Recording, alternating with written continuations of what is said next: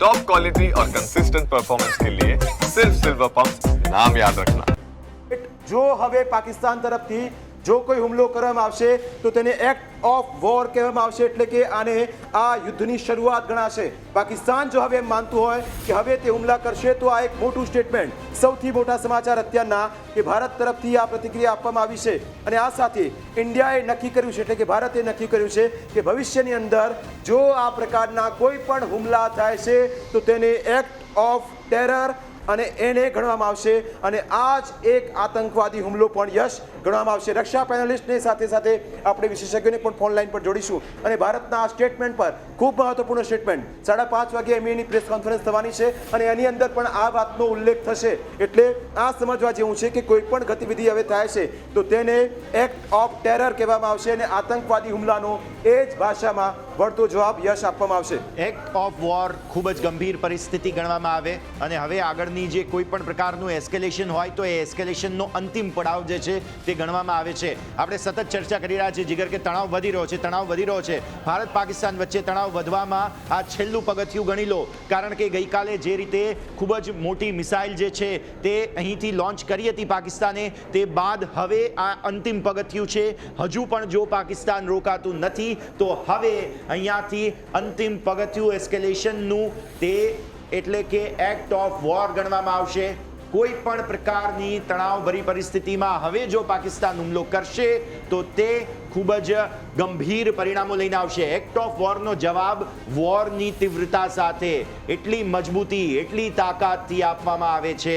અને ભારતે અત્યાર સુધી કહ્યું હતું કે અમે જેટલી તીવ્રતાથી અમને હુમલો કરવામાં આવી રહ્યો છે માત્ર એટલી જ તીવ્રતાથી અમે જવાબ આપી રહ્યા છીએ. પરંતુ હવે જ્યારે તેને act of war, act of ટેરરને એક્ટ ઓફ વોર ગણી લેવામાં આવશે તો ભારત એટલી તીવ્રતાથી જવાબ આપશે જાણે આપણે 1971માં અથવા તો 1999માં જવાબ આપ્યો હતો જીગર. એટલે એક્ટ ઓફ વોર મોટા સમાચાર. અને આ ભારત પાકિસ્તાનના તણાવ વચ્ચે ભારત તરફથી આ એક એવું સ્ટેટમેન્ટ છે કે જે પાકિસ્તાનને શાનમાં સમજાવવાનો પ્રયત્ન છે. જો પાકિસ્તાન શાનમાં નહીં સમજે તો ભારત તેને એ જ પ્રકારે વળતો જવાબ આપશે. આ એક્ટ ઓફ વોરની જ્યારે ભારત વાત કરતું હોય કે કોઈ પણ તમે આ હુમલો કરો છો તો એને એક્ટ ઓફ વોર ગણાશે અને ભારત પછી કેવો જવાબ આપે છે એ પાકિસ્તાનને. અને આ ચહેરાઓ છે, આ ચહેરાઓએ નક્કી કરી લીધું છે કે જો કોઈ પણ હિમાકત પાકિસ્તાન કરે છે તો તેને એક્ટ ઓફ વોર ગણાશે. અને સ્ક્રીન પર એ બ્રેકિંગ પણ ચલાવીએ અને સાથે એ પણ સમજાવીએ અને આપણી સાથે એ પણ સમજવાનો પ્રયત્ન કરીએ કે આ જે સૌથી મોટા સમાચાર અત્યારના 5:30 વાગે જ્યારે એમઈની પ્રેસ કોન્ફરન્સ થશે યશ, તેની અંદર પણ આ જ એક ખૂબ મહત્વનો પોઈન્ટર હશે કે આ act of war, act of war એટલે શું એની સાથે આપણે પણ સમજીશું. એના આ શબ્દોનું કહેવું, આ એક બ્રેકિંગ પ્લેટ તમે અત્યારે જોઈ રહ્યા છો ટીવી સ્ક્રીન પર કે જેની અંદર તમે જુઓ આ એક્ટ ઓફ વોરની ગતિવિધિ, આ પાકિસ્તાનનું જે સ્ટેટમેન્ટ, જો અત્યાર સુધી પાકિસ્તાને જેટલા પણ હુમલા કર્યા એનો જો વળતો જવાબ ભારત આપવા માટે સક્ષમ છે અને જો આ થયું તો પાકિસ્તાન માટે એક મોત નક્કી છે પ્રકારનું. અને ભારત હવે કોઈ પણ સંજોગોમાં આ સ્થિતિને પહોંચી વળવા માટે સક્ષમ અને મજબૂત છે. ફરી એક વખત આજે યાદ કરીએ આપણે કે સવારે એમઈની એક પ્રેસ કોન્ફરન્સ મળી અને હવે 5:30 વાગે બીજી એક પ્રેસ કોન્ફરન્સ હશે જેની અંદર આ મુદ્દાઓને ટાંકવામાં આવશે. અને આ પાંચ ચહેરાઓના દિશા નિર્દેશ સાથે ભારતીય સેના સક્ષમ અને મજબૂત રીતે અત્યારે પાકિસ્તાનને વળતો જવાબ આપવા માટે તૈયાર છે યશ. એટલે એ સમજવું જોઈએ કે આ 5 ચહેરાઓના નામ, આ 5 ચહેરાઓ ટીવી સ્ક્રીન પર અને સાથે આ બ્રેકિંગ એ મોટું છે કે અહીં જો હવે કોઈ પણ હિમાકત કરવામાં આવી પાકિસ્તાન તરફથી તો એને એક્ટ ઓફ વોર કહેવાશે. યુદ્ધ માટે પાકિસ્તાન તૈયાર રહે. સિદ્ધાર્થ સર આપણી સાથે ફોન લાઈન પર જોડાયા છે. સર, હવે એક એક્ટ ઓફ વોરની સ્થિતિ આવી ગઈ. ભારતે કહી દીધું છે કે પાકિસ્તાન હવે તારી જે સ્થિતિ છે, જો પાકિસ્તાન કોઈ પણ હિમાકત કરે છે અને ભારતે એ કહી દીધું છે કે હવે કંઈ પણ થશે તો તેને એક્ટ ઓફ વોર કહેવાશે. સર हाँ बिल्कुल, मतलब मैंने आपको पहले भी आपके शो में आज पहले भी बोला था कि अगले 24 घंटे बहुत इम्पोर्टेंट है और यदि पाकिस्तान और एस्केलेट करता है तो ये बिल्कुल युद्ध की स्थिति हो जाएगी. बट देखते हैं आगे 24 घंटे में, क्योंकि अभी क्या हो रहा है कि 2-3 कॉन्ट्राडिक्टरी मैसेजेस आ रहे हैं वहाँ से. पाकिस्तान के DGMO यानी डायरेक्टर जनरल मिलिट्री ऑपरेशंस ने हमारे DGMO से बात किया है और वो बोलते हैं कि हमको मीटिंग करना चाहिए, मीटिंग हमारे लिए ज़रूरी है, ऐसे करके उन्होंने मैसेज दिया है. तो अगले 24 घंटे बहुत इंपॉर्टेंट है, या तो एस्केलेट होगा या डी एस्केलेट होगा, तो दैट डिपेंड्स अपॉन पाकिस्तान। वो अपनी कार्रवाई बंद करता है तो अच्छी बात है, कार्रवाई बंद नहीं करता है और एस्केलेट करता है then it is a total act of war. तो हम जो जितना वो करेगा उससे 10 गुना ज़्यादा हम लोग करेंगे, सिंपल सी बात है। वही मैंने बोल रहा हूँ कि अगले 24 घंटे कैसे क्या होता है करके, बिकॉज पाकिस्तान, दूसरी बात यह है कि पाकिस्तान के अंदर આપણી પાસે આવીશું ટેકનિકલ કારણોસર સંપર્ક એમનો કપાઈ ગયો છે, પણ અહીંથી એક્ટ ઓફ વોર સમજવા જેવું છે। અને જો તમે જુઓ છેલ્લા 4 દિવસથી આ પ્રોસેસ ચાલી રહી છે, જો આજે પાકિસ્તાન કંઈ પણ હરકત કરશે તો તેને એક્ટ ઓફ વોર ગણાશે અને એક્ટ ઓફ વોરની ભાષા ભારત સારી રીતે પાકિસ્તાનને સમજાવી શકે એવી શક્તિ ભારત પાસે છે।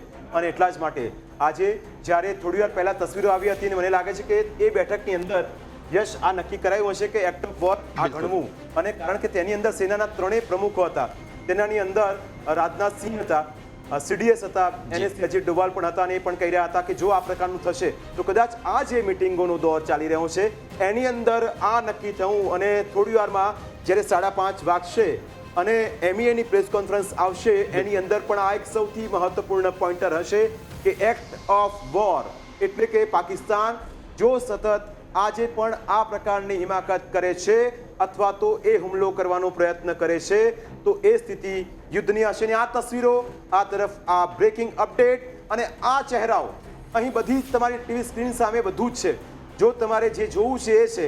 અને આ ચહેરાઓની અંદર એટલું સ્પષ્ટ છે કે સ્પષ્ટ આદેશ આપવામાં આવ્યા છે કે જો આ પ્રકારની સ્થિતિ થઈ, આ પ્રકારની હરકત પાકિસ્તાને કરી તો આજની આ બેઠકમાં નક્કી થયું અને 4 વાગતાના સમાચાર આવી ગયા છે। 5:30 વાગે ઘણું મોટો સમાચાર પણ આવશે, પણ અત્યારે એ સમજવા જેવું છે યશ કે આ સ્ટેટમેન્ટ, આ સમાચાર એ ખૂબ મહત્વપૂર્ણ અત્યારના દિવસના, આજના શનિવારના દિવસના આ સૌથી મોટા સમાચાર એ સમજવા જેવા જરૂર છે કે આ એક્ટ ઓફ વોર માટે જો પાકિસ્તાને ફરી ચોથા દિવસે જો આ પ્રકારની હિમાકત કરી છે તો તેનું પરિણામ પાકિસ્તાને ભોગવવું પડશે। બિલકુલ, એ ચોથા દિવસ પર જ આપણે વાત કરવાની જરૂર છે, કારણ કે 7 તારીખે જ્યારે ઓપરેશન સિંદૂરનું આગાઝ જે છે તે શરૂઆત ભારતે કરી, જે એર સ્ટ્રાઇક કરી 9 સ્થળો પર, અને જે બાદ જવાબી કાર્યવાહી દરરોજ રાત્રે જે છે તે ખાસ પાકિસ્તાન કરી રહ્યું છે। પહેલો દિવસ, બીજો દિવસ, ત્રીજો અને આજે ચોથો દિવસ છે, અને આજે પણ સવારે એવા સમાચારો મળ્યા હતા જેમાં ડ્રોન હુમલો કરવામાં આવ્યો, ફતેહ મિસાઇલ છોડવામાં આવી, દિલ્હીને ટાર્ગેટ કરવાની કોશિશ જે છે તે પાકિસ્તાને કરી, અને તે પછી હવે ભારતે ચોખ્ખું નિર્ણય કરી લીધો છે। પહેલા તો એક્ટ ઓફ ટેરર તરીકે આપણે જોતા હતા, એટલે એક્ટ ઓફ ટેરરને એ રીતે જવાબ, કેમ કે વ્યૂહાત્મક રીતે જવાબ આપવો પડે, પણ હવે તેને એક્ટ ઓફ વોર તરીકે જોવામાં આવે છે। એક્ટ ઓફ ટેરરમાં સમય વિચારી અને પછી પગલું ભરવામાં આવે છે, પરંતુ એક્ટ ઓફ વોરમાં ઈંટનો જવાબ જે છે તે જોરદાર રીતે, એટલી જ તીવ્રતાથી, તેનાથી પણ વધુ તીવ્રતા। બિલકુલ, આપણે જે વાત કરી કે એક્ટ ઓફ ટેરર એટલે કે આપણી લડાઈ તો હંમેશાથી આતંકવાદ સામેની રહી છે।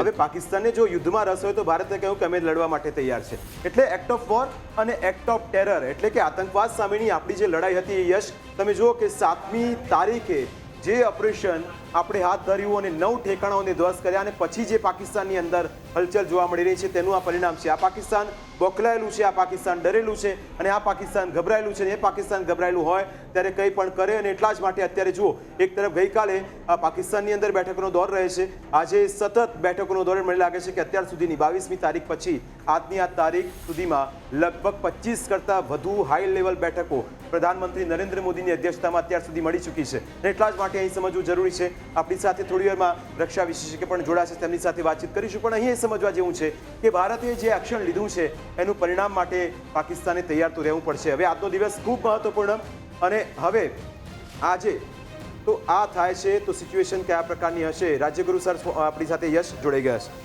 बिल्कुल, तो सिद्धार्थ सर, जैसे आप समझा रहे थे, अब हमें ये फोकस करना चाहिए कि यहाँ से आगे क्या, क्योंकि एक्ट ऑफ वॉर जब भारत इसे अनाउंस कर चुका है कि अगर अब कोई एस्केलेशन हुआ तो ये आखिरी पायदान होगा, जैसे आपने सुबह समझाया था, क्या अब यहाँ से आगे एक्ट ऑफ वॉर में भारत की रणनीति होगी, क्या तैयारियां होंगी, और एक्ट ऑफ वॉर में किस प्रकार के प्रिपरेशन के साथ जवाब दिया जाता है? सर देखिए, थोड़ा सा समय दीजिए मेरे को। जी सर। सबसे पहले मैं आपको बताता हूँ कि ये 4 मोटा मोटा मैं आपको बोल रहा हूँ, मोटा मोटा 4 फेज होते हैं, ठीक है। तो ये हमारे हम we are already in the third phase, हम तीसरे फेज़ में हैं अभी, क्योंकि आज कल रात को उसने पाकिस्तान ने फतेह 2 मिसाइल लॉन्च किया था दिल्ली के ऊपर, जिसको हमने इंटरसेप्ट करके डिस्ट्रॉय कर दिया था, और उसके रिटेलिटरी एक्शन में हमने उनके सारे एयर बेसेस, काफ़ी एयर बेसेस को हानि पहुंचाया है। अभी हम तीसरे फेज़ में हैं मोटा मोटा। अभी इसके बाद में यदि पाकिस्तान और कुछ करता है, फॉर एग्ज़ाम्पल वो अपने हवाई जहाज़ हमारे अंदर भेजता है या और मिसाइल्स हमारी तरफ फायर करता है, तो it will be definitely an act of war. And मतलब कि अभी क्या है, अभी कॉन्फ्लिक्ट स्टेज में है, अभी कॉन्फ्लिक्ट स्टेज में है। कॉन्फ्लिक्ट स्टेज से हम वॉर वाले मतलब कि स्टेज में चले जाएंगे, और यदि हम यानी फोर्थ फेज़ में, तो यदि वो हो जाता है फिर तो entire country will come into national war effort. National war effort में क्या होता है कि army, navy, air force will totally be 100% involve. उसके ऊपर हम कुछ भी कर सकते हैं। We can even we can start bombarding Pakistani cities also. Military installations तो हम कर ही रहे हैं, क्योंकि क्या है कि वॉर में फिर सब कुछ जायज़ हो जाता है। लेकिन जैसे मैं आपको पहले भी बोल रहा था, अगले 24 घंटे बहुत इम्पॉर्टेंट है। ये 24 घंटे में पता लग जाएगा कि ये मतलब कॉन्फ्लिक्ट स्टेज से पूरे ऑल आउट वॉर में जाएगा या डी एस्केलेट होगा, और ये एस्केलेशन और डी एस्केलेशन पूरे पाकिस्तान के हाथ में है। आज रात को, जैसे मैं सुबह भी बता रहा था, आज रात इज़ वेरी इंपॉर्टेंट। आज रात को यदि ये दोबारा कुछ मिसाइल वगैरह हमारे ऊपर फायर करता है, यदि ये दोबारा बेवकूफ़ी करता है, देन कल सुबह आपको सिचुएशन बिल्कुल अलग नज़र आएगा। बट यदि ये ऐसा कुछ होता नहीं है, क्योंकि जैसे मैं पहले बोल रहा था, पाकिस्तान का जो DGMO है, डायरेक्टर जनरल मिलिट्री ऑपरेशंस, उसने हमारे DGMO को रिंग किया है और ये मैसेज कन्वे किया है कि भाई हम मीटिंग करना चाहते हैं। So let us wait and see कि अगले 24 घंटे बहुत इंपॉर्टेंट है जी। तो देखते हैं क्या होता है अगले 24 घंटे में। બિલકુલ, આપણી સાથે લલિતભાઈ પણ ફોન લાઈન પર જોડાઈ રહ્યા છે. લલિતભાઈ, આપનું પણ સ્વાગત ન્યૂઝ કેપિટલ ગુજરાત પર. અને એક્ટ ઓફ વોરનો શબ્દ પ્રયોગ હવે ભારત તરફથી કરવામાં આવ્યો છે. કોઈ પણ પ્રકારનું હવે એસ્કેલેશન જો પાકિસ્તાન કરે છે, કોઈ પણ પ્રકારનો આતંકી હુમલો જો હવે થાય છે, તો તેને એક્ટ ઓફ વોર ગણવામાં આવશે તેવું ક્લિયર સ્ટેટમેન્ટ જે છે તે ભારત અત્યારે આપી રહ્યું છે. લલિતભાઈ, આ એસ્કેલેશન જે ભારત તરફથી કરવામાં આવ્યું છે તેનું મહત્વ સૌથી પહેલાં તો સમજાવીએ, જેથી સામાન્ય નાગરિકો, કારણ કે જો આપણા જામનગર જિલ્લો અત્યારે અલર્ટ પર છે, કચ્છ જિલ્લો અલર્ટ પર છે, બનાસકાંઠા જિલ્લો અત્યારે ફૂલ અલર્ટ પર છે, અને બધી જ જગ્યાએ કંટ્રોલ રૂમ જે છે તે સીધા જ સેનાને સંપર્કમાં રહી રહ્યા છે. એટલે આ ખૂબ જ મહત્વપૂર્ણ બની રહ્યું છે આજનો દિવસ. લલિતભાઈ, લલિતભાઈ આપને અવાજ આવી રહ્યો છે? જી, ओके, मैंने लगे कि कदाच ललित भाई साथ संपर्क कपायो है. सिद्धार्थ भाई, आपके पास अब यही समझना होगा हमें कि जिस प्रकार से आज सुबह हम बात कर रहे थे कि फतेह मिसाइल जो लेके आने की योजना जो पाकिस्तान ने मंशा दिखाई और दिल्ली पे हमला करने की ये जो मंशा दिखाई, उसके बाद ये भारत की तरफ से इतना अग्रेशन जो है वो दिखाया जा रहा है, तो इसको हमें अब थोड़ा सा फाइन ट्यून करना पड़ेगा. क्योंकि कोई देश की राजधानी पर जब निशान बनाने की कोई कोशिश करता है तो वो क्लियर कट एक मैसेज होता है कि भाई हमें कोई पड़ी नहीं है, हम तो आपके कैपिटल को भी निशान बना देंगे. और ये जो मैसेज पाकिस्तान ने दिया, उसके बाद प्रधानमंत्री जी की बैठक हुई जिसमें CDS थे, NSA थे, रक्षा मंत्री थे, और तीनों जो हमारी सेना है उनके प्रमुख जो है वहां पर थे. और उसके बाद ये स्टेटमेंट आना, और आज 5:30 बजे, आज सोचिए आज ही के दिन में दूसरी बार ये प्रेस कॉन्फ्रेंस जो है वो भारत की ओर से अनाउंस की जा रही है. तो ये एस्केलेशन जो एक साथ हो रहा है, इसका महत्व जो आप अभी पहले बता रहे थे, वो ये सारे कॉन्सिक्वेंसेस की वजह से हो रहा है. सर, बिल्कुल, आपने बिल्कुल सही बात बताया है. देखिए, ये फतेह 2 जो मिसाइल लॉन्च किया गया था, ये फतेह 2 इनका लेटेस्ट मिसाइल है. ये मिसाइल कन्वेंशनल वॉरहेड को भी कैरी कर सकता है और टैक्टिकल न्यूक्लियर वॉरहेड को भी कैरी कर सकता है. इसकी रेंज तकरीबन 350-400 किलोमीटर है. तो इन्होंने सोचा कि भाई हम कोशिश करके देखते हैं क्या जवाब आएगा. तो इन्होंने फायर किया. एक तो सबसे बड़ी बात, तो हमने उस मिसाइल को इंटरसेप्ट कर दिया, ये कोई नुकसान कर नहीं पाया. That is a very big thing. मतलब हमारे एयर डिफेंसेस इतने सुपीरियर है, मैं पहले भी बोल चुका हूँ कि हमारे रेडार ने इसको पिकअप किया, हमारे एयर डिफेंस ने इसको हिट करके नाश कर दिया. उसके बाद में जो हमने रिटेलिएटरी स्ट्राइक किए, हमने रहीम यार खान, सरगोदा, सुकूर, मुरीद एक ऐसा एयरबेस है जिसको हमने टारगेट किया, जहां से मैक्सिमम जो है काफ़ी ड्रोन्स पिछले 2-3 दिनों में लॉन्च किए गए थे। तो हमने ये तकरीबन 7-8 एयरबेस है पाकिस्तान के अंदर, इन दी हार्टलैंड ऑफ पाकिस्तान, जिसको हमने टारगेट किया, इनके रनवेज को नाश कर दिया। इससे पहले हमने इनके जो रडार इंस्टॉलेशन थे वो तो हम ख़राब कर ही चुके थे। अभी पाकिस्तान को अभी भी यदि समझ में नहीं आता है तो फिर तो गलती उनकी होगी, क्योंकि देखिए हमने उनके कोई भी वॉर में एयर सुपीरियॉरिटी लेना बहुत ज़रूरी है। एयर सुपीरियॉरिटी आप कैसे लेते हो, आप कैसे हासिल करते हो? एनिमी का जो डिटेक्शन का मतलब रेडार्स, आप एनिमी के रेडार्स को नाश करते हो और उनका जो एयर डिफेंस कैपेबिलिटी है उसको बिल्कुल ख़राब कर देते हो। ये दो चीज़ों से एयर सुपीरियॉरिटी हमको मिल जाएगी, जो कि हम कर रहे हैं और काफ़ी हद तक कर चुके हैं। यदि हमारे पास एयर सुपीरियॉरिटी मिल जाती है तो तब हम किसी भी कोने में पाकिस्तान के अंदर किसी भी टारगेट को जाके बड़े आराम से हम इसको मतलब कि टारगेट करके नाश कर सकते हैं, उड़ा सकते हैं। एक्चुअली उसकी भी ज़रूरत नहीं है, क्योंकि हमारे जो एयरक्राफ्ट है, हमारे एयरक्राफ्ट के तकरीबन सारे के सारे में BVR कैपेबिलिटी है। BVR का मतलब है beyond visual range. Beyond visual range का मतलब ये है कि आपको टारगेट देखने की ज़रूरत नहीं पड़ेगी। इंडिया से ही हम मतलब मिसाइल स्ट्राइक करके पाकिस्तान के किसी भी टारगेट को उड़ा सकते हैं। Anyway, those are all technical parameters. लेकिन मैं क्या बोल रहा था, अभी पूरे पाकिस्तान के हाथ में है। यदि आज के दिन वो एस्केलेट करता है, यदि आज रात को दोबारा कुछ ऐसी बेवकूफ़ी करता है, फॉर एग्ज़ाम्पल एक और फतेह 1 या 2 मिसाइल डाल दे, या फिर और ड्रोन्स भेज दे, या फिर हमारे जो एयर बेसेस है या मिलिट्री इंस्टॉलेशन है उसको टारगेट करे, या फिर किसी सिविलियन एरियाज़ को करे, तो इसका मतलब ये है कि वो वॉर चाहता है। यदि वो वॉर चाहता है हम उसको वॉर देंगे, और अब की बार तो हम रुकने वाले नहीं हैं। It is very clear, Bharat सरकार ने तो बोल दिया हम युद्ध नहीं चाहते, लेकिन आप यदि युद्ध चाहते हैं तो हम आपको युद्ध देंगे और आपको ख़त्म करेंगे।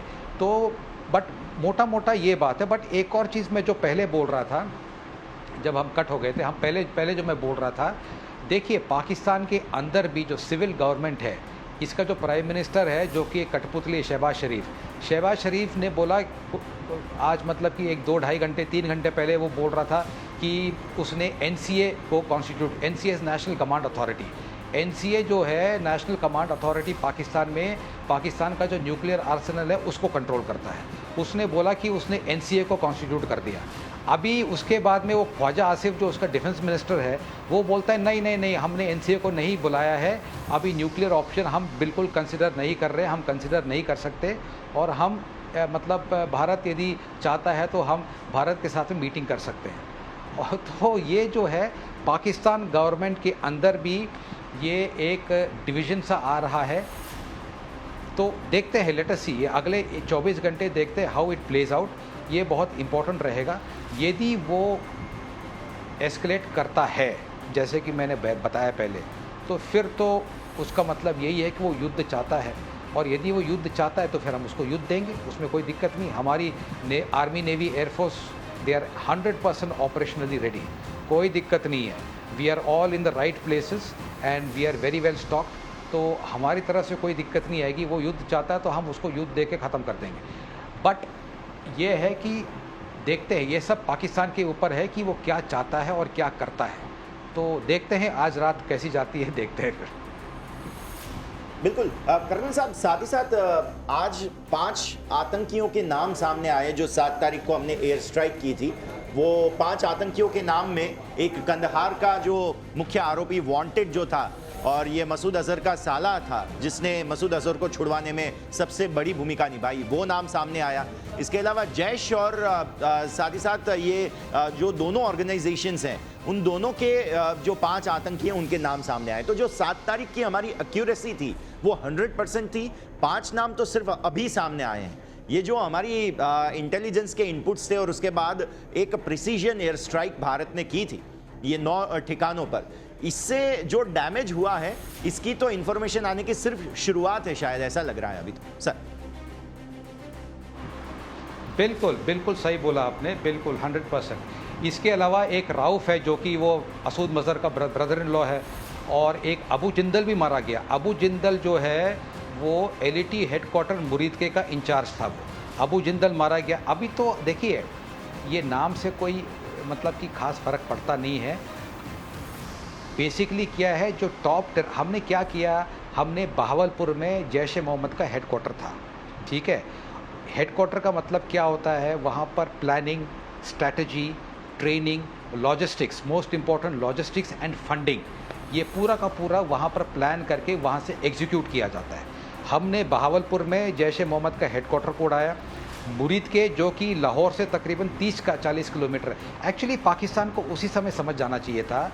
हम यदि लाहौर मुरीद के जो है वो मुरीद के लाहौर से तकरीबन 30-40 किलोमीटर की दूरी पे है, हम यदि मुरीद के को जाके उड़ा सकते हैं तो लाहौर क्या चीज़ है। यदि युद्ध हुआ तो हम पूरे लाहौर को तहस नहस कर देंगे। यू सी, ये जो दोनों हेडक्वार्टर है, ये अभी जो फिगर्स आ रहे हैं ये बहुत कम फिगर्स आ रहे हैं। अभी तो आप देखो, अभी तो ये और भी आपको अभी तो हम बोल रहे हैं कि भाई ऑफिशियल वर्जन ये है कि तकरीबन 100 जो टेररिस्ट मारे गए, प्लस इनके लीडर्स और फैमिली मेम्बर्स कुछ मारे गए। अभी तो आप देखते रहो, अगले 2-4 दिनों में जब और डिटेल इनपुट्स आने लगेंगे, मुझे ऐसा लगता है कि कम से कम कुछ नहीं तो 400-500 टेररिस्ट मारे गए होंगे, क्योंकि ये बड़े बड़े मतलब कि ट्रेनिंग सेंटर्स और हेडक्वार्टर्स थे यहाँ पे। तो अभी आगे 2-4 दिनों में और भी एडिशनल इनपुट्स आएंगे। तो काफ़ी नुकसान हुआ है वहाँ पे, बहुत बहावलपुर में भी और मुरीदके में भी। ठीक है। अब कर्नल साहब, इसके अलावा अब ये एक्ट ऑफ वॉर की स्थिति पर वापस आते हैं, क्योंकि अभी की लेटेस्ट अपडेट जो है वो यही बताती है, और आज की रात आपने पहले ही बता दिया था कि बहुत महत्वपूर्ण रहेगी। एस्केलेशन जिस हिसाब से हो रहा है सामने, डिप्लोमेसी भी उस हिसाब से शायद चल रही है, क्योंकि एक तरफ उनके विदेश मंत्री ने बता दिया था कि अगर भारत अब हमला नहीं करेगा तो हम भी नहीं करेंगे। 3 देश जो हैं वो अब तक में खुलकर सामने आए हैं कि भारत और पाकिस्तान को बातचीत करना चाहिए, जो हमने सुबह बात की थी। चीन एक तरफ, जिसका आपने बताया था कि चीन पर भरोसा नहीं करना चाहिए, लेकिन यूएई ने पर्सनली आकर, क्योंकि उनके जो रिप्रेजेंटेटिव थे वो भारत और पाकिस्तान दोनों ही देश में एक दिन आकर बातचीत करके गए हैं। और तीसरा था, ट्रंप साहब ने पहले ही बात कर ली थी कि इन दोनों ही देशों को आपस में मिलकर बातचीत कर लेनी चाहिए। तो ये जो डिप्लोमेसी का लेवल भी एस्केलेट हो रहा है साथ ही साथ, क्योंकि हमारे विदेश मंत्री एस जयशंकर साहब ने बहुत ही सारे देशों के विदेश मंत्री से, उनके काउंटर पार्ट जो हैं उनसे, जैसे मार्को रूबियो हो गए, वैसे ही सारे देशों के विदेश मंत्री के साथ उन्होंने बातचीत की है। तो ये भी एक तरफ से एस्केलेशन हो रही है डिप्लोमेसी के लेवल पर भी, इसे भी थोड़ा समझना चाहिए सर। बिल्कुल, देखो, सबसे 2-4 बातें हैं। नंबर 1, मार्को रूबियो ने जो जनरल असीम मुनीर है, जो पाकिस्तान का आर्मी चीफ, उससे बात की आज जी। उसके बाद मार्को रूबियो ने जयशंकर साहब से भी बात किया, एक। दूसरा क्या है कि जब ये पहलगाम अटैक हुआ था, उसी दिन हमारे फॉरेन मिनिस्टर जयशंकर साहब ने जो G20 के जो फॉरेन मिनिस्टर्स हैं उनको ब्रीफिंग दे दी थी। दिल्ली में जितने एम्बेसडर्स हैं, मेन जो मेजर कंट्रीज़ के जो एम्बेसडर्स हैं, उनको बुला के ब्रीफिंग दिया था। और ये मतलब कि डिप्लोमेटिक स्टेप्स मतलब हमने जो इनिशिएट किया था उसकी बात कर रहा हूँ मैं। तो हम continuously foreign governments, foreign leaders के साथ में हम एंगेज कर रहे हैं। ये दिखाता है कि हमारी डिप्लोमेसी में कितनी दम है, the strength of our diplomacy. जब से ये अटैक हुआ है तब से हम हर मेजर गवर्नमेंट से हम बात कर रहे हैं। हमारे फॉरेन मिनिस्टर साहब जो हैं वो तकरीबन सभी फॉरेन मिनिस्टर्स के साथ वो बातचीत कर चुके हैं। अभी आपने यूएई के जिक्र किया, वो तो खैर रेगुलरली हम बात कर ही रहे हैं उनके साथ में, क्योंकि हमारे साथ काफ़ी बिजनेस इंटरेस्ट भी है यूएई के साथ में। एंड जहाँ तक रहा चाइना का सवाल, देखो चाइना ऐसा है, मैंने आपको सुबह भी समझाया था, चाइना भी युद्ध नहीं चाहता। ऑल्दो वो पाकिस्तान को ही सपोर्ट करेगा, लेकिन युद्ध नहीं चाहता। क्यों? क्योंकि पाकिस्तान ने चाइना से इतना पैसा ले रखा है, चाइना ने पाकिस्तान के अंदर इतनी इन्वेस्टमेंट कर रखी है। चाइना भी जानता है कि यदि युद्ध हुआ तो अब मैं फिर से आपके पास आना चाहूँगा, पर दर्शक मित्रों, જે રીતે સિદ્ધાર્થ સર સમજાવી રહ્યા હતા તેમણે ખૂબ જ સરસ રીતે સમજાવ્યું કે ડિપ્લોમસીના લેવલ પર પણ જે ભારત અને પાકિસ્તાનની વચ્ચેનો જે આ તણાવ વધી રહ્યો છે તેને એક તરફ એ અલગ વોર છે દર્શક મિત્રો, એ અલગ ફ્રન્ટ છે અને ત્યાં પણ ભારત ખૂબ જ મજબૂત છે. એક એક ડગલું જે છે તે ભારત ખૂબ જ મજબૂતી સાથે લઈને આગળ જઈ રહ્યું છે ડિપ્લોમસીના લેવલ પર. આજે 5 શક્તિઓની જે વાત કરી રહ્યા હતા આપણે સવારે, તો તે 5 શક્તિઓમાંથી એક એસ જયશંકર પણ છે જે પણ ડિપ્લોમસીના લેવલે ખૂબ જ સરસ કામ કરી રહ્યા છે. બીજી તરફ જો તમે જોવા જાઓ તો ગૃહમંત્રી રાજનાથસિંહ, એ ખાસ કહી શકાય કે અમિત શાહ, તેઓ પણ અહીંયાથી ખૂબ જ સરસ રીતે આપણી દેશની અંદરની જે સુરક્ષા છે તેને બરાબર રીતે જે છે તે આગળ લઈ જઈ રહ્યા છે. ત્રીજી તરફ તમે જુઓ તો ખાસ રક્ષામંત્રી રાજનાથસિંહ, તેઓ પણ રક્ષા ક્ષેત્રે જેટલા પણ પગલાં લેવાના છે, જેમ કે હમણાંનું આ લેટેસ્ટ અપડેટ સામે આવ્યું છે કે એક્ટ ઓફ વોરની પરિસ્થિતિ જો હવે પાકિસ્તાન તરફથી કોઈ પણ પ્રકારનો એક્ટ ઓફ ટેરરિઝમ થાય છે તો તેને એક્ટ ઓફ વોર ગણવામાં આવશે.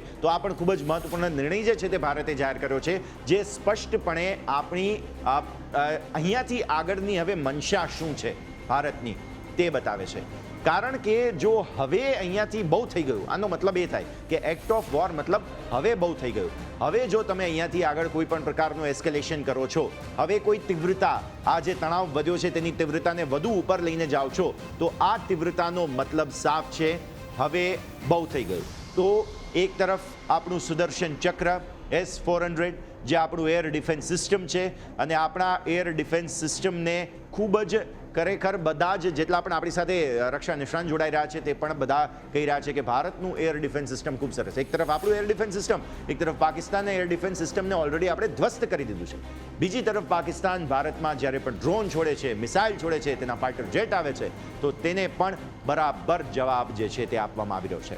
ત્રીજી તરફ જે ત્રીજી મુદ્દો છે ઘૂસણખોરી કરવાનો, આતંકીઓને ભારતમાં પગપેસારો કરાવવાનો, તો તેને પણ જડબાતોડ જવાબ આપણું BSF પુંછ, રાજૌરી આ સેક્ટરમાં જે સતત ફાયરિંગ થઈ રહ્યું છે, ઘૂસણખોરીને રોકવાની કોશિશ કરવામાં આવી રહી છે. આ 3 મુદ્દા. અને ચોથો મુદ્દો જે 7 તારીખે આપણે સૌથી પહેલી એર સ્ટ્રાઇક કરી હતી, જેને નામ આપવામાં આવ્યું હતું ઓપરેશન સિંદૂર, અને તે જે 9 ઠેકાણે આપણે સ્ટ્રાઇક કરી, તે બાદ 5 એવા આતંકીઓ, એ 5 આતંકીઓનો પણ સર્વનાશ થઈ ચૂક્યો છે. તો એ 5 આતંકીઓ અને એ 5 મોટી સફળતા, હજુ તો આ 5 જ છે, જેમ હમણાં સિદ્ધાર્થ સર કહી રહ્યા હતા, એ 5 થી 50 અને 50 થી 500 ક્યારે થશે તે તમે કલ્પી પણ નહીં શકો. પરંતુ અત્યારની પરિસ્થિતિ એવી છે, જે તીવ્રતા સતત વધી રહી છે, તેને જોતા આજે સાંજે 5:30 કલાકે જે મહત્વપૂર્ણ પ્રેસ કોન્ફરન્સનું આયોજન કરવામાં આવ્યું છે, જે આ વિષય જે છે તે અહીંયાથી ખાસ હોઈ શકે. સિયાલકોટનું અપડેટ પણ અમે તમને આપ્યું, કઈ રીતે ભારતે અહીંયાથી જે ખાસ છે પરિસ્થિતિ બની હતી, અને એક બાદ એક અપડેટ આવતા આપણને જોવા મળ્યા. તેનાથી સ્પષ્ટ છે કે આ પરિસ્થિતિ, આ તણાવ જે વધ્યો છે તેને હવે અહીંયાથી કાબૂમાં લાવવા માટે ભારતે અંતિમ નિર્ણય લેવાનું નક્કી કરી લીધું છે. અને પ્રધાનમંત્રી સાથે CDS સાથે NSA, રક્ષામંત્રી રાજનાથસિંહ, ત્રણેય સેનાના વડા, સૌ કોઈ એક સાથે આ મીટિંગમાં હાજર હતા. અને એ મીટિંગ બાદ આજે સાંજે 5:30 વાગ્યે, વિચારો આજના જ દિવસમાં ફરી એક વખત આજની જ પ્રેસ કોન્ફરન્સનું આયોજન, તો તે બધા જ મુદ્દાઓ તમને જે છે તે અહીંયાથી જાણવા મળી રહ્યા છે. મહત્વપૂર્ણ ઇનપુટ દર્શક મિત્રો સામે આવી રહ્યા છે, એ પણ જણાવીશું. સંગ્રહખોરીને કંટ્રોલમાં રાખવા માટે થઈને સરકાર અત્યારે પગલાં ભરી રહી છે. મહત્વના સમાચાર સામે આવી રહ્યા છે. કોઈ પણ પ્રકારની સંગ્રહખોરી, જમાખોરી કરનારા લોકો છે તેમની સામે ગુજરાત સરકારે આદેશ જાહેર કર્યો છે. વર્તમાન સ્થિતિમાં સંગ્રહખોરી કરનારા લોકો સામે આદેશ છે. ખોટી અફવાઓથી ડરીને બેફામ ખરીદી લોકો ન કરે, અને કરિયાણું અને પેટ્રોલ ડીઝલની વ્યવસ્થા ન ખોરવાય તે માટે આદેશ જાહેર કર્યા છે. કોઈ પણ સંદિગ્ધ વસ્તુ હોય તો સીધા જ સરકારને સંપર્ક કરો. આ ખૂબ જ મહત્વપૂર્ણ સમાચાર સામે આવી રહ્યા છે. તો હાલની સ્થિતિ પ્રમાણે ખોટી અફવાઓથી ડરીને બેફામ ખરીદી ન કરવાની સલાહ અહીંથી આપવામાં આવી છે. નવા આદેશ પણ સામે આવી રહ્યા છે, નવી ખબર પણ સામે આવી રહી છે. યુદ્ધની સ્થિતિમાં બનાસકાંઠા કલેક્ટરે જાહેરનામું આપ્યું છે. બનાસકાંઠામાં યુદ્ધની સ્થિતિમાં સંગ્રહખોરી કરનારા લોકો સામે કાર્યવાહી થશે. કોઈ પણ પ્રકારની ચીજવસ્તુની બેફામ ખરીદી નહીં કરી શકાય. પેટ્રોલ, ડીઝલ અને ખાદ્ય ચીજોની વ્યવસ્થા ન ખોરવાય તે માટે બનાસકાંઠા માટે કલેક્ટર તરફથી ખૂબ જ મહત્વપૂર્ણ જાહેરનામું સામે આવ્યું છે.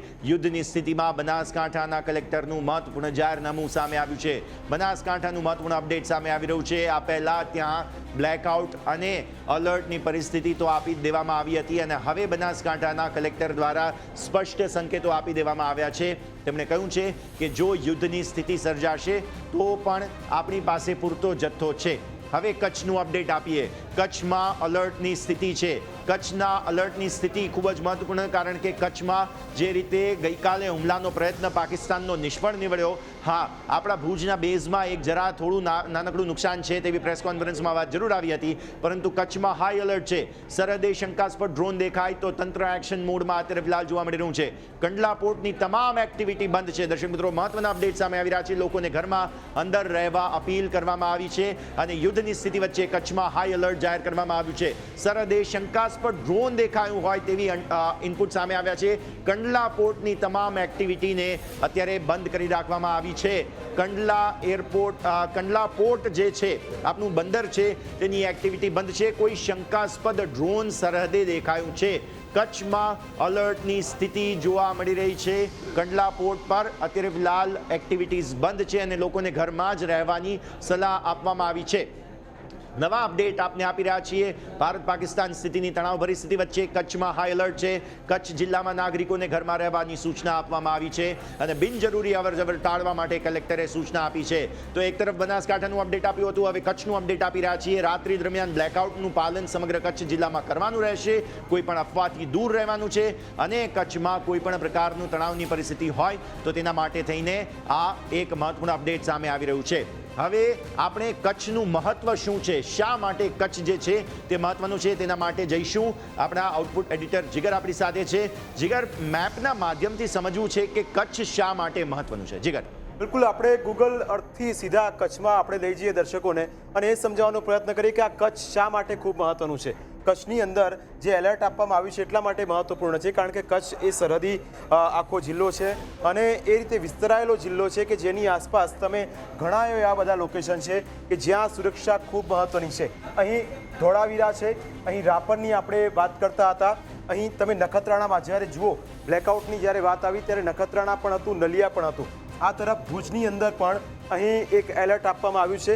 આ તરફ તમે માંડવીનો આ દરિયા કિનારો, આ સાથે મુન્દ્રા કે જ્યાં પોર્ટ છે, અહીં નલિયાનો આખો આ પટ્ટો, અહીં માતાનો આ મઠ છે જે આસ્થાનું ધામ છે, અહીં માતાની ધજા ફરકે છે, અહીં આખો લખપત, અહીં આ નારાયણ સરોવર અને આ સાથે કચ્છનો આખો આ પટ્ટો, અહીં ખાવડા છે, અહીં ભચાઉ છે, અહીં સામખિયારી છે, આ ગાંધીધામ છે, આ કંડલા પોર્ટ. આ અહીં ચિંતાનું કારણ એટલા માટે કારણ કે આ કંડલા અને મુન્દ્રા આ સાથે તમે આગળ થોડા વધીએ અને આખા આ કચ્છની આખી આ જે બોર્ડર અને એટલા માટે કે અહીં આ આખી આ તમે જુઓ આ સીધું અહીંથી એટેકની આ શક્યતાઓ રહી જાય અને આ જે શક્યતાઓ રહે અને એના આધારે ચિંતાનું કારણ રહે કારણ કે અહીંયા આખો આ એ પટ્ટો એ છે કે અહીંયાથી કચ્છથી સાથે સાથે જામનગરની હમણાં થોડી વાર પહેલાં આપણે વાત કરી. જામનગર માટે ચિંતાનું કારણ એટલા માટે કારણ કે અહીંયા આખા નેવલ બેઝ કેમ્પ અને એ બધું છે અને સાથે એરફોર્સના જેટલા પણ ઠેકાણાઓ છે એ અહીંયા છે અને આ સાથે ઓખાનો આ પટ્ટો અને અહીં દ્વારકા. હવે થોડી વાર પછી દ્વારકાના પણ અપડેટ આવીશું, તમને દ્વારકામાં પણ લઈ જઈશું કે દ્વારકા શા માટે, પણ અહીં કચ્છ માટે અહીં એ સમજવું જરૂરી છે. પણ આ બધાની વચ્ચે એક્ટ ઓફ વોરની વાત કરવામાં આવી રહી છે. એક્ટ ઓફ વોર શું, શા માટે પ્રધાનમંત્રી નરેન્દ્ર મોદી અને ભારતીય સેનાએ કહ્યું કે હવે પાકિસ્તાન તરફથી જો કોઈ હિમાકત કરવામાં આવશે તો તેને એક્ટ ઓફ વોર કહેવામાં આવશે. એક્ટ ઓફ વોર શું છે, શા માટે તેને એક્ટ ઓફ વોર કહેવામાં આવી રહ્યું છે, શા માટે એક્ટ ઓફ ટેરરની વાત કરતા હતા. આતંકવાદ સામેની ભારતની લડાઈ છે પણ હવે જો કોઈ હિમાકત કરી તો તેને એક્ટ ઓફ વોર યશ ગણાશે અને આ એ એનિમેશનના માધ્યમથી આપણે સમજાવીએ કે એક્ટ ઓફ વોર શું છે, શા માટે પ્રધાનમંત્રી નરેન્દ્ર મોદીએ કહ્યું કે એક્ટ ઓફ વોર હવે ગણાશે અને આ સ્ટેટમેન્ટ ભારતીય સેનાએ પણ આપ્યું છે, ભારત સરકારનું પણ છે અને એટલે સમજવાનો પ્રયત્ન કરીએ કે આપણે અગાઉ વાત કરી કે એક્ટ ઓફ ટેરર જે ક્રોસ બોર્ડર ટેરરિઝમની વાત હતી ત્યાંથી હવે તમે જો સતત ચોથા દિવસે પણ આક્રમણ કરો છો તો અમારી લડાઈ તો આતંકવાદ સામે છે એટલે કે કોઈ પણ આતંકવાદી હુમલો જો કરવામાં આવશે તો તેને એક્ટ ઓફ વોર ગણાશે. Yes, act of war, act એટલે કે એક પગલું, એક કહી શકાય કે બિહેવિયર, એ પ્રકારનું વર્તન અને એ વર્તનની અસર શું, વોર. મતલબ સાફ છે. એક્ટ ઓફ વોર મતલબ હવે કોઈ પણ પ્રકારનું પગલું, હવે કોઈ પણ પ્રકારનું એવું વર્તન કે જેનાથી આ જે તણાવ છે તે સતત વધી રહ્યો છે તેમાં હજુ પણ વધારો, આગમાં ઘી નાખવાનું કામ જો કરવામાં આવે છે તો તેનો જવાબ હશે વોર. અને તેનો જવાબ હશે યુદ્ધ. સો એટલા માટે આને એક્ટ ઓફ વોર એવું નામ આપવામાં આવ્યું છે. અને આ અંગ્રેજી શબ્દ છે, પણ સરળ ભાષામાં તેને સમજવું હોય આપણે ગુજરાતીમાં તો એ જ કહેવાય કે હવે કોઈ પણ પ્રકારનું છમકલું કર્યું તો સમજી ગયો કે મરી ગયા, સમજો તમે અહીંયાથી. કારણ કે દ્વારકાથી એક સમાચાર યશ મળી રહ્યા છે. દ્વારકાના બ્રેકિંગ પ્લે કરીએ. દ્વારકાની અંદર સુરક્ષાનું એક એલાર્મ વાગ્યું છે અને દ્વારકાથી આ સૌથી મોટા સમાચાર તમને ગૂગલ અર્થ પર પણ લઈ જઈશ અને ત્યાંથી પણ સમજાવીશ કે દ્વારકા શા માટે. બ્રેકિંગ પ્લેટ ફાયર કરીએ અને દ્વારકાથી આ સહયોગીને ફોન લાઈન પર જોડીએ, તેમની સાથે વાતચીત કરીશું કે કયા પ્રકારની ત્યાં સ્થિતિ છે, શા માટે એમ કહેવામાં આવ્યું છે કે 6 વાગે કે 7 વાગે દ્વારકાના જગત મંદિર છે ત્યાં મંદિર બંધ કરવામાં આવશે અને સાથે બજારો પણ બંધ કરવાનો એક આદેશ આપવામાં આવ્યો છે. યશ, બિલકુલ. જામનગરથી દ્વારકા ખૂબ જ નજીક છે. જામનગરમાં જ્યારે અલર્ટની પરિસ્થિતિ છે તો દ્વારકા પણ ખૂબ જ મહત્વનું છે. સંવાદદાતા મનોજ અત્યારે ફોન લાઈન પર આપણી સાથે. પહેલા તો દ્વારકામાં જે અલર્ટ આપવામાં આવ્યું છે મનોજ, એ જણાવો, સમજાવો. જી યસ નીતિગત, હું આપને જણાવીશ કે દ્વારકા જિલ્લો છે એ સંવેદનશીલ કહેવાય છે, કારણ કે દ્વારકામાં દ્વારકા, બેટ દ્વારકા, સલાયા, ઓખા અને વાડીનાથ સહિત દરિયાઈ વિસ્તાર આવેલો છે. તો તંત્રએ જે પ્રભારી સચિવ છે રાજેન્દ્ર કુમાર, એમનું દ્વારકા જિલ્લામાં મોજૂદ રાખવામાં આવ્યા છે. એમની એક હમણાં કલેક્ટર, એસપી સાહેબ એના દ્વારા અર્જન્ટ મિટિંગ લેવામાં આવેલી હતી અને કોઈ પણ જાતની અફવામાં લોકોને દૂર રહેવાનું અને દ્વારકા જિલ્લામાં ઇમરજન્સી જે છે એ લાગુ કરવામાં એ રીતના આવી છે કે રાતના સાંજના 8 થી સવારના 6 સુધીમાં દ્વારકા, બેટ દ્વારકા, સલાયા, ઓખા અને વાડીનાર વિસ્તારમાં બ્લેકઆઉટ જાહેર કરવામાં આવ્યું છે અને તંત્રએ અપીલ કરી છે કે બેંક, એટીએમ એ બધું રાજબેતા મુજબ ચાલુ છે, એટલે લોકોએ પેનિક ના થવું અને ધ્યાન રહેવું, સાવચેત રહેવું. જી જીગર. મનોજ, આપનો ખૂબ ખૂબ આભાર. પણ જે દર્શકો અત્યારે આપણી સાથે જોડાયા છે તેમને બતાવી દઈએ કે આખરે હવે આ દ્વારકા શા માટે, દ્વારકામાં શા માટે સુરક્ષાની વાત કરવામાં આવી રહ્યા છે, શા માટે 7 વાગ્યા પછી જગત મંદિરના દ્વાર બંધ કરાશે, પણ દ્વારકા શા માટે? અગાઉ મેં કચ્છની વાત કરી, હવે તમને હું સીધો દ્વારકા લઈ જાઉં. દ્વારકા એ આપણી આસ્થાનું ધામ છે જ્યાં ભગવાન કૃષ્ણની ધજા ફરકે છે. ચિંતાનું કોઈ કારણ છે નહીં, પણ તકેદારીના ભાગરૂપે આ સાવધાની અહીં રાખવી જરૂરી છે. અને આ એ દ્વારકા છે, આ એ દ્વારકા છે, આ દ્વારકાની નગરી છે અને આ એ કૃષ્ણની નગરી છે કે જ્યાં તમે તમારા તમામ દર્દ દુઃખ દૂર થાય છે. અને એટલા જ માટે પાકિસ્તાન જો કોઈ હરકત કરશે તો અહીં એ સિચ્યુએશન આવશે કે પાકિસ્તાનને પણ તેની જ ભાષામાં જવાબ મળશે. પણ આ દ્વારકા છે, આ દ્વારકાની સાથે આપણે જેટલા પણ આપણે કહીએ કે જય દ્વારકાધીશ, તો આ દ્વારકા છે. દ્વારકા એ દરિયા કિનારે આખું આવેલું છે અને અહીં દ્વારકાની આ નગરી પર અહીં એ સમજવા જેવું છે કે કેવી રીતે દ્વારકામાં જે અત્યારે સમાચાર આવ્યા કે 7 વાગ્યા પછી અહીં આ બજારો બંધ કરવાનો એક નિર્ણય લેવામાં આવ્યો. હવે દ્વારકાની થોડી ટોપોગ્રાફી આપણે સમજવાનો પ્રયત્ન કરીએ જેથી ખ્યાલ આવે કે દ્વારકાને શા માટે અહીં 7 વાગ્યા પછી એમ કહેવામાં આવ્યું કે હવે આ પ્રકારની સ્થિતિ આવશે.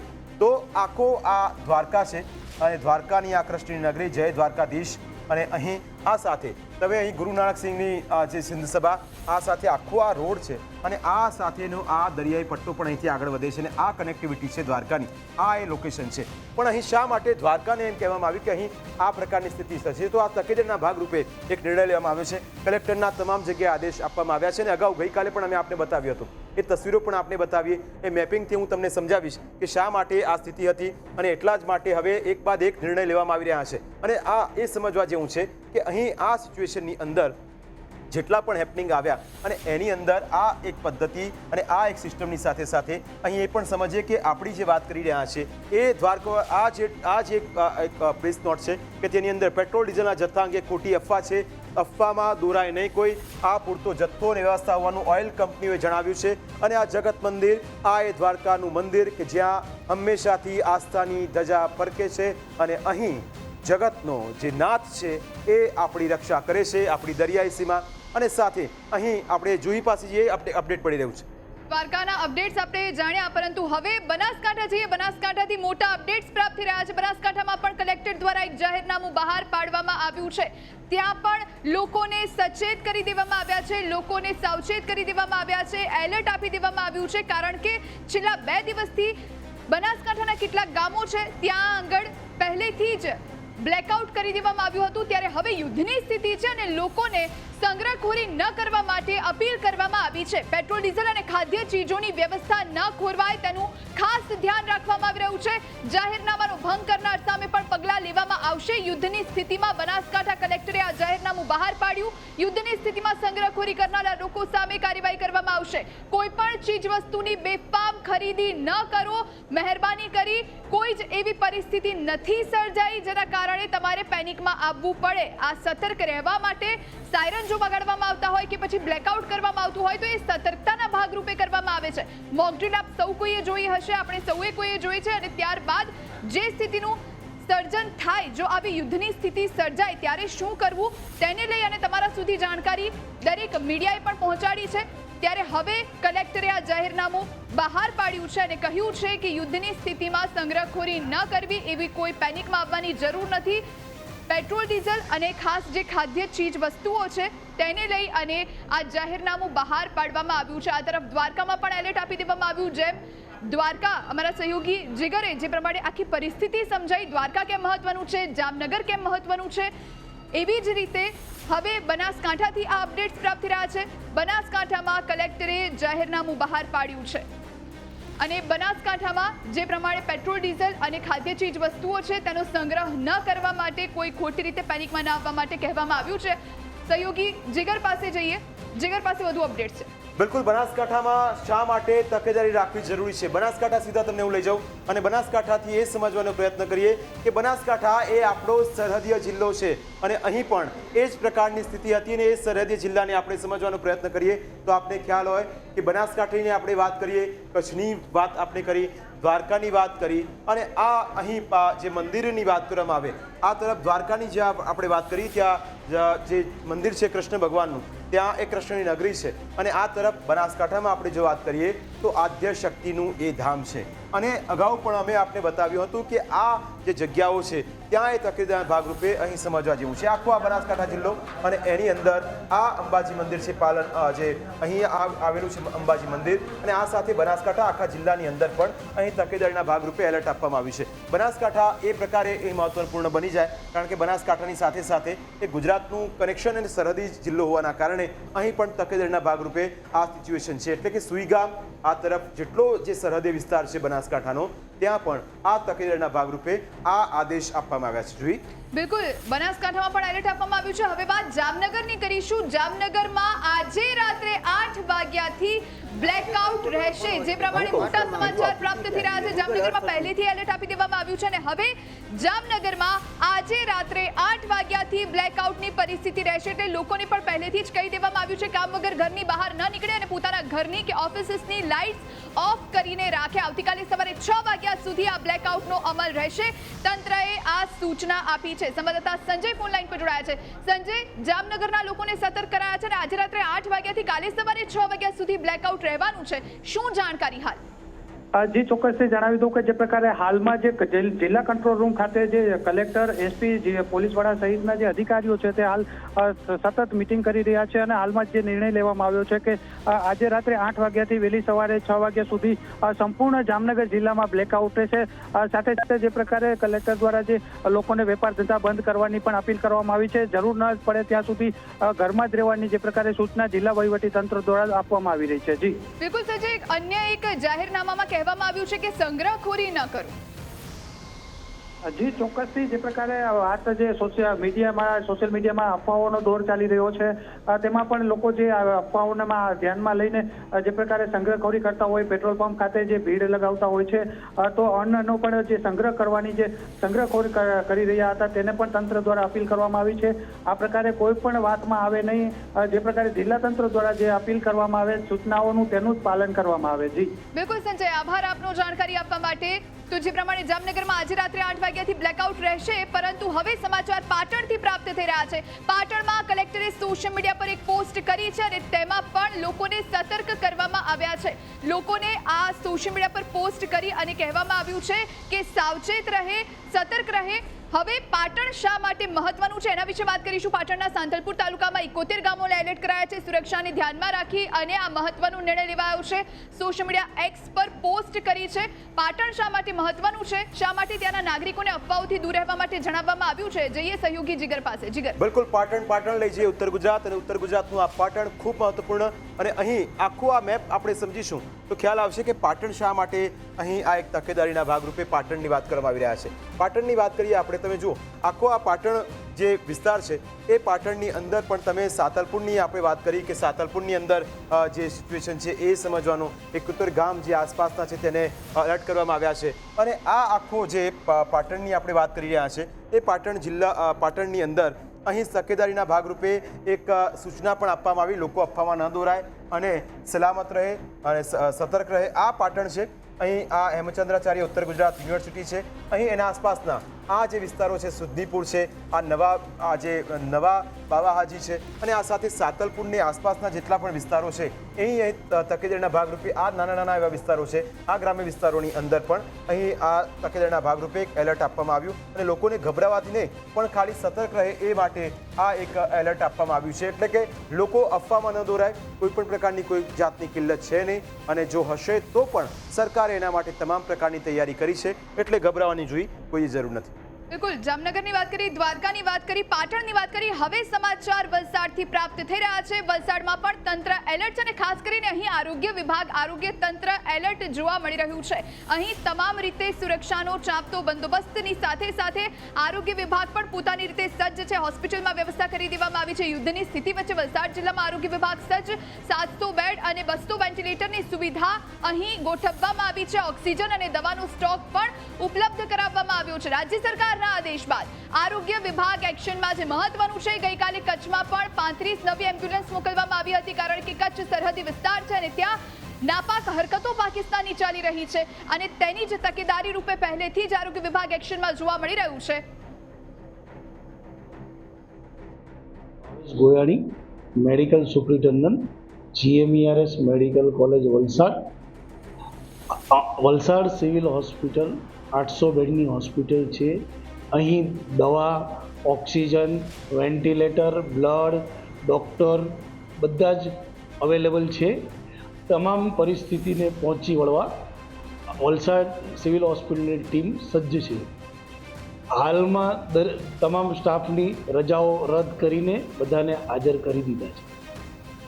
તો વલસાડમાં અત્યારે આરોગ્ય વિભાગ એક્શનમાં છે. હોસ્પિટલ અને બેડની સુવિધા સજ્જ કરી દેવામાં આવી છે. હવે વલસાડ શા માટે મહત્વનું છે આ યુદ્ધની પરિસ્થિતિમાં, એ જાણી મારા સહયોગી જીગર પાસેથી. બિલકુલ, તમામ જિલ્લાઓમાં તમે જુઓ કલેક્ટર દ્વારા આદેશ આપવામાં આવ્યા છે કે ગભરાવાનું નથી અને એના જ આદેશ છે અને એટલા જ માટે આપણે પણ આ મેપિંગના માધ્યમથી એ સમજાવવાનો પ્રયત્ન કરી રહ્યા છે. આપણે વલસાડની અહીં વાત કરતા હતા, વલસાડની જ્યારે વાત થતી હોય તો હવે અહીં તમે જુઓ તિથલનો એક દરિયા કિનારો છે. અહીં આ સાથે આ જે વિસ્તાર આખો જે વલસાડનો છે એ આખો દક્ષિણ ગુજરાતની અંદર આખો વિસ્તાર આવે છે અને એની આસપાસ આ દરિયાઈ પટ્ટી જેટલી પણ છે ત્યાં વલસાડ અને આસપાસની સાથે સાથે તમે જુઓ કે અહીં આ તિથલનો જે દરિયા કિનારો છે અને આ આખો જે પટ્ટો છે એની સાથે સાથે સંકળાયેલો છે. એટલે કે અહીં તકેદારીના ભાગરૂપે જ આ એક અપડેટ આપવામાં આવ્યું છે.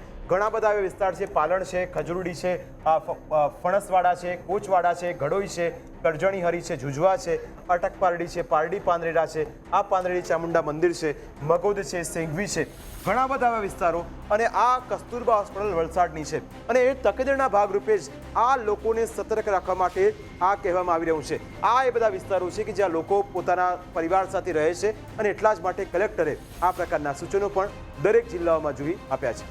બિલકુલ, આજ વિશે વધુ જાણકારી આપના સુધી પહોંચાડીશું અને સાથે સાથે અત્યારે મહેમાન આપણી સાથે ગેસ્ટ જોડાયેલા છે સિદ્ધાર્થભાઈ રાજ્યગુરુ, જેઓ રક્ષા વિશેષજ્ઞ છે. આપનું સ્વાગત છે સિદ્ધાર્થભાઈ ફરી એકવાર ન્યૂઝ કેપિટલમાં. જે પ્રમાણે ગુજરાતનું તંત્ર એલર્ટ છે, ગુજરાતના જે અમુક જિલ્લાઓ છે, પછી જામનગર હોય, દ્વારકા હોય કે પછી વલસાડ હોય, બધી જ જગ્યાએ તંત્ર એક્શનમાં જોવા મળી રહ્યું છે. હોસ્પિટલ અને બેડની વ્યવસ્થા કરી દેવામાં આવી છે. જામનગરમાં તો રાત્રે 8 વાગ્યાથી સવારે 6 વાગ્યા સુધી બ્લેકઆઉટ પણ જાહેર કરી દેવામાં આવ્યું છે. આપ કેવી રીતે જોઈ રહ્યા છો આખી પરિસ્થિતિને? नहीं, ये तो करना ही था क्योंकि देखिए गुजरात तो बॉर्डर स्टेट है, ठीक है, तो ये सारी जो है अरेंजमेंट करना बहुत ज़रूरी है. हर बॉर्डर स्टेट में गुजरात भी एक बॉर्डर स्टेट है, तो गुजरात में खतरा है.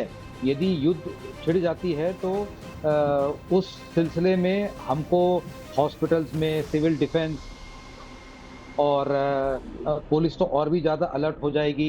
जो बॉर्डर एरियाज़ में जो हमारे जो नागरिक रहते हैं उनको जो है प्रोबेबली इवैक्यूएट करना पड़े, तो ये सारे के सारे जो बंदोबस्त है ये बहुत ज़रूरी है और ये बिल्कुल सही तरीके से हम लोग कर रहे हैं और ये करना भी बहुत ज़रूरी है।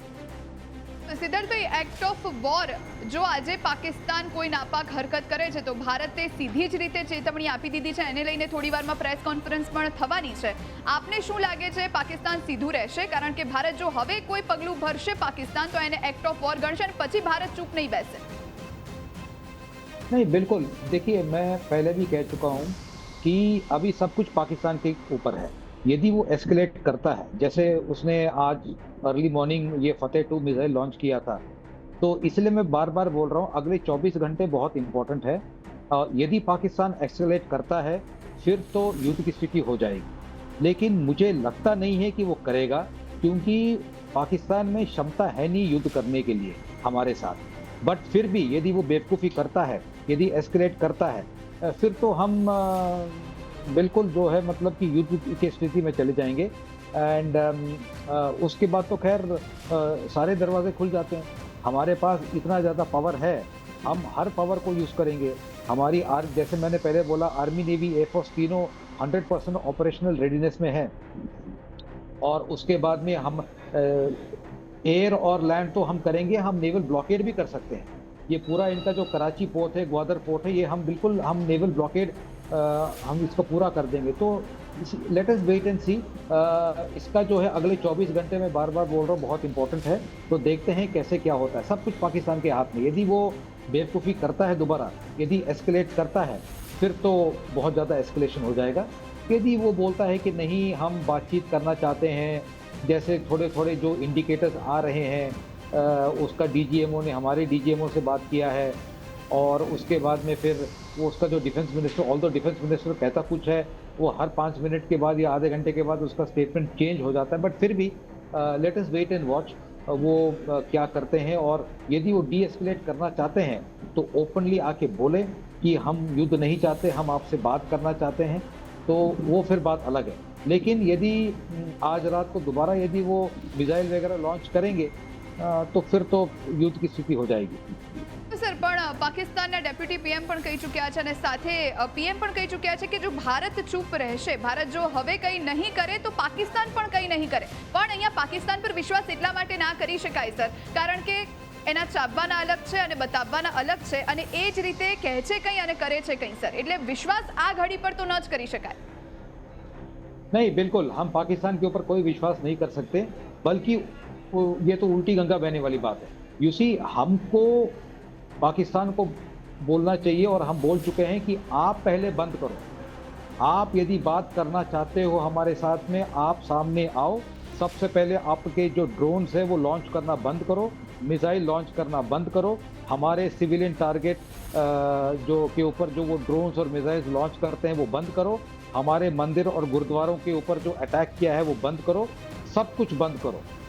आप एलओसी के ऊपर जो फायरिंग कर रहे हैं वो बंद करो. सब कुछ बंद करो और हमको क्लियर कट बोलो कि आप दोबारा कुछ नहीं करेंगे और आप हमसे बात करना चाहते हैं. फिर ये नहीं है कि हम तो बात करना चाहते हैं, लेकिन हम बात तब करेंगे जब आप पूरे के पूरे अटैक्स बंद करोगे. जैसे मैंने बोला, ड्रोन स्ट्राइक बंद करोगे, मिसाइल स्ट्राइक बंद करोगे, हमारे जो बॉर्डर एरियाज में जो सिविलियंस हैं उनके ऊपर फायरिंग बंद करोगे, एलसी के ऊपर और आईबी के ऊपर जो फायरिंग चल रही है वो बंद करोगे, और जो टेररिस्ट है उनका इन्फिल्ट्रेशन बंद करोगे. तब हम सोचेंगे. यदि आप सामने आते हो और बोलते हो हमसे बात आप करना चाहते हो, तब हम सोचेंगे, तब हम बात कर सकते हैं. उससे पहले हम बात नहीं कर सकते, क्योंकि पाकिस्तान के ऊपर कोई विश्वास किया ही नहीं जा सकता, करना भी नहीं चाहिए. इतने साल हमने जो है पाकिस्तान के ऊपर विश्वास करके देख लिया, कुछ नतीजा अच्छा निकला नहीं है. तो अब के बार कोई विश्वास नहीं है. आप पहले अच्छा कर्म करो, आप अपने एक्शन से दिखाओ कि आप सीरियस हो. उसके बाद में खुद आओ और बोलो कि हम आपसे बात करना चाहते हैं साहब, तब हम सोचेंगे. उससे पहले कुछ नहीं होने वाला है. સર, જે પ્રમાણે પાકિસ્તાનની આપણે વાત કરી રહ્યા છે, પાકિસ્તાનની ડિફેન્સ સિસ્ટમ આપણે જોઈ લીધી છે અને ચાઇના પાસેથી લીધેલી હતી, અને એના ભારતે જે રીતે ખુરચા બોલાવી દીધા આપણે સૌ કોઈ જાણીએ છીએ. અને આ તરફ આપણી ડિફેન્સ સિસ્ટમ જોઈએ S-400, જેને આપણે સુદર્શન ચક્ર કહીએ છીએ. હવે પાકિસ્તાન પાસે જે પ્રમાણે ડિફેન્સ સિસ્ટમ જ નથી, પાયો જ નથી, તો પછી યુદ્ધની પરિસ્થિતિ સર્જાય. આર્થિક રીતે પહેલેથી કંગાળ થઈ ચૂક્યું છે. લોન લઈ રહ્યું છે અને આ રીતે બધી બાજુથી ભારતે પણ તેને ઘેરી લીધું છે. બધા જે કરારો હતા એ રદ કરવામાં આવી ચૂક્યા છે, ત્યાંના નાગરિકોને અહીંયાથી મોકલી દેવામાં આવ્યા છે. એટલે બધી રીતે આપણે પાકિસ્તાને ઘેર્યું છે. તેમ છતાં જો આ નાપાક હરકતો બંધ ન કરે તો પાकिस्तान खरेखर भविष्य में नक्शा में गायब थी जैसे. बिल्कुल बिल्कुल. देखो, हमने उनका एयर डिफेंस ऑलरेडी बर्बाद कर दिया. उनका एयर डिफेंस वो IH जो चाइनीज का जो था IH-9 वाला जो एयर डिफेंस था लाहौर के पास में, वो तो हमने पूरा बर्बाद कर दिया है. उसके अलावा वो इंफॉर्मेशन IW जिसको बोलते हैं इंफॉर्मेशन वॉरफेयर, IW, उन्होंने इंफॉर्मेशन वॉरफेयर स्टार्ट किया कि हमारे जो है जो S-400 जो सुदर्शन चक्र बोलते हैं हम जिसको, उसको उन्होंने अटैक किया था. सब बकवास है. तो गवर्नमेंट ऑफ इंडिया, आपने देखा होगा MEA और आर्मी MOD का जो ब्रीफिंग है, उन्होंने बहुत क्लियर कट बोल दिया ऐसा कुछ भी नहीं है, हमारा कोई भी एयर डिफेंस एसेट्स को कुछ भी नहीं हुआ है. तो इसमें क्या होता है आपको समझना चाहिए, हमारे पास एयर सुपीरियरिटी ऑलरेडी है. हमने उनका रेडार्स को पहले ख़त्म कर दिया था, उसके बाद उनके काफ़ी एयर बेसेस पे हमने उनके रनवेज को डैमेज कर दिया है. रनवेज को डैमेज किया तो उनकी एयरक्राफ्ट कैसे उड़ेंगी? उड़ ही नहीं सकती. उन एयर बेसेस से उनकी एयरक्राफ्ट, चाहे वो फाइटर जेट्स हो, चाहे ट्रांसपोर्ट हो, चाहे हेलीकॉप्टर हो, नहीं उड़ सकते क्योंकि वो हाईवे भी नहीं है उनके पास में. तो इसमें क्या है कि यदि युद्ध होता है, हम उनके अंदर जाके अच्छी तरीके से उनको बर्बाद कर सकते हैं, उसमें कोई डाउट नहीं है. ठीक है, तो ये जो है ये तो है ही है. लेकिन क्या है कि अभी देखते हैं वो क्या करेंगे. यदि वो दोबारा जारी करते हैं तो फिर तो कोई उनको बचाने वाला है नहीं. और यदि वो बोलते हैं कि नहीं हम डीएस्केलेट कर रहे हैं और उनका जो अटैक्स वगैरह बंद होता है टोटली, फिर हम सोचेंगे कि हम बात करना चाहते हैं या नहीं. બિલકુલ સર, જે પ્રમાણે ભારતે આજે સ્પષ્ટ સ્ટેન્ડ લઈ લીધું છે કે જો આજે રાત્રે પાકિસ્તાને કોઈ નાપાક હરકત કરી તો પછી એને act of terror, act of war ગણવામાં આવશે. આપને શું લાગે છે, આપનો અનુભવ શું કહે છે સર? પાકિસ્તાન આ પ્રમાણેની હરકત કરશે અને પછી શું પરિસ્થિતિ સર્જાઈ શકે છે અને કેટલા લાંબા સમય સુધી આ પરિસ્થિતિ રહી શકે છે? देखिए, पाकिस्तान के ऊपर ना कुछ नहीं कह सकते क्योंकि पाकिस्तान गवर्नमेंट तो कंट्रोल में है ही नहीं. वो तो कंट्रोल पूरी पाकिस्तान आर्मी के पास में है.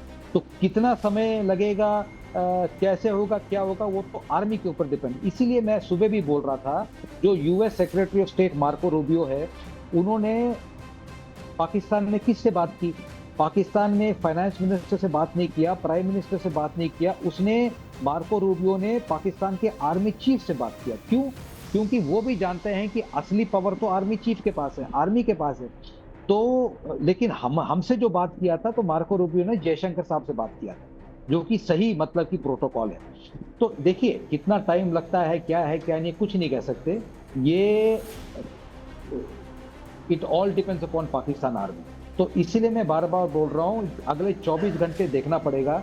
यदि 24 घंटे के अंदर एक भी स्ट्राइक नहीं होता, जो कि बहुत मुश्किल है लेकिन एक भी स्ट्राइक नहीं होता है तो फिर एक डीएस्केलेशन मतलब कि हम बोल सकते हैं. लेकिन देखते हैं क्योंकि पाकिस्तान आर्मी का क्या प्लानिंग है. और देखिए पाकिस्तान में क्या है, पाकिस्तान में 9 कोर है. कोर हेडक्वार्टर एक बड़ी फॉर्मेशन होती है, पाकिस्तान में 9 है. तो हर कोर हेडक्वार्टर का चीफ एक जनरल होता है. तो ये जो 9 जनरल, 10वां जो है ISI चीफ और 11वां पाक आर्मी चीफ, ये 11 जनरल्स जो है मोटा मोटा मैं आपको बोल रहा हूँ पूरे पाकिस्तान को कंट्रोल करते हैं. तो ये 11 जनरल्स क्या सोच रहे हैं, क्या एक मत हैं, तो उसमें भी कोई डिवीजन है कि नहीं है, तो वो देखना पड़ेगा. बेसिकली क्या है, पाकिस्तान आर्मी क्या करती है वो देखना है, और पाकिस्तान आर्मी क्या करती है ये सारे जितने भी जनरल्स घूम रहे हैं वो डिसाइड करेंगे. तो let us wait and watch. જી sir, thank you so much sir અમારી સાથે જોડાવા માટે અને તમામ જાણકારી અમારા સુધી પહોંચાડવા માટે. તો જે પ્રમાણે અત્યારની પરિસ્થિતિ છે, જો આજે રાત્રે પાકિસ્તાન કંઈ પણ નાપાક હરકત કરે છે તો ભારત એની સામે સ્ટેન્ડ ભારતનું ક્લિયર છે અને એને act of war, act of terror ગણવામાં આવશે. આગળ પણ પળે પળની અપડેટ આપના સુધી પહોંચાડતા રહીશું. હાલ રોકાઈએ છીએ એક નાનકડા બ્રેક માટે.